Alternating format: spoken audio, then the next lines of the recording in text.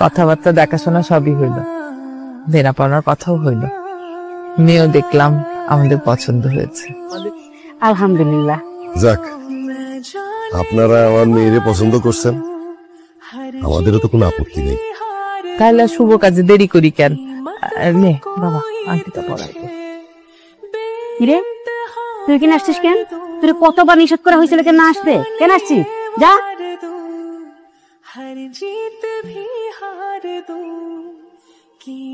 আম্মা, আপনি তো কইছিলেন শরবত বানাইতে, তাই আমি বানায় নিয়ে আসলাম।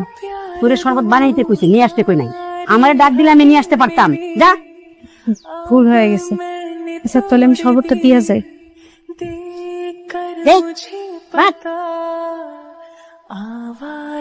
আপনারা দাঁড়াইছেন কেন? বসেন বাবা, বসো।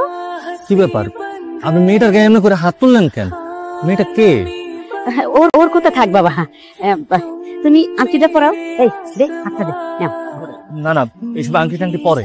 তার আগে আপনি আমার এটা বলেন, মেয়েটা কে? সামান্য শরবতই তো নিয়ে আসছিল, তাই বলে আপনি মেয়েটার গায়ে হাত তুলবেন?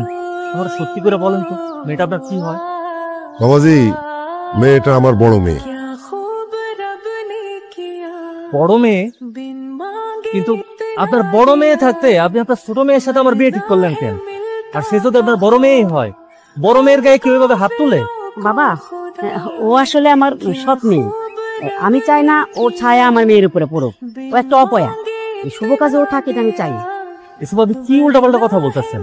একে তো আপনার বড় মেয়ে থাকতে আপনি আপনার ছোট মেয়ের সাথে আমার বিয়ে ঠিক করছেন, তারপর সামান্য শরবত নিয়ে আসছে দেখা আমরা এতগুলো মেহমানের সামনে আপনি আপনার বড় মেয়ের গায়ে হাত তুললেন, রাগারাগি করতেছেন। আম্মা, এই বাড়িতে যদি আমার বিয়ে করতে হয় তাহলে আমি ওনাদের ছোট মেয়ের না, আমি ওনাদের বড় মেয়ের বিয়ে করবো। বলিস কি? আমরা তো ছোট মেয়েরে দেখলাম, বিয়ের কথা ফাইনাল করলাম, কি বলো বাবা?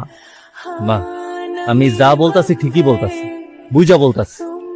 আমার যদি বিয়ে করতে হয় তাহলে আমি ওনার বড় মেয়েরই বিয়ে করবো, কারণ ওনার বড় মেয়ের আমার পছন্দ হয়েছে। আপনাদের যদি কোনো আপত্তি থাকে তাহলে সেটা আমাদের জানাইতে পারেন। বাবাজি দেখো, তোমার এই প্রস্তাবটা কিন্তু আমার ভালো লাগছে। তুমি রাজি, কিন্তু আমার মেয়ে রাজি কিনা সেটা তো আমি বলতে পারবো না। একটু সময় দাও, ওর সাথে একটু কথা বলি, তারপর জানাই। আপনি সময় নেন, তাতে আমাদের কোনো সমস্যা নেই। আপনি আপনার মায়ের কাছ থেকে জিজ্ঞাসা করেন সে রাজি কিনা, আর সে যদি রাজি থাকে তাহলে যত তাড়াতাড়ি সম্ভব আমাদের জানাইয়া দেন। তবে এটা মনে রাখবেন, আমার সিদ্ধান্ত কিন্তু ফাইনাল।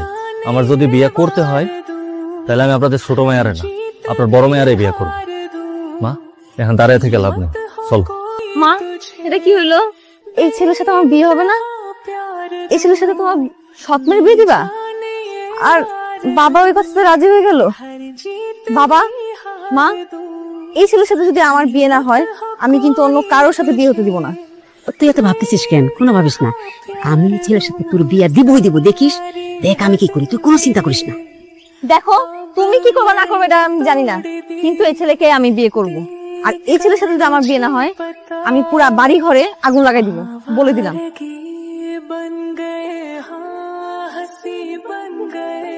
এই বকিনির বাচ্চা, এই তুই যে এত করে নিষেধ করে গেছিলাম যে তুই ওদের সামনে যাবি না, তারপরে কেন গেছিলি? কেন গেছিল বল?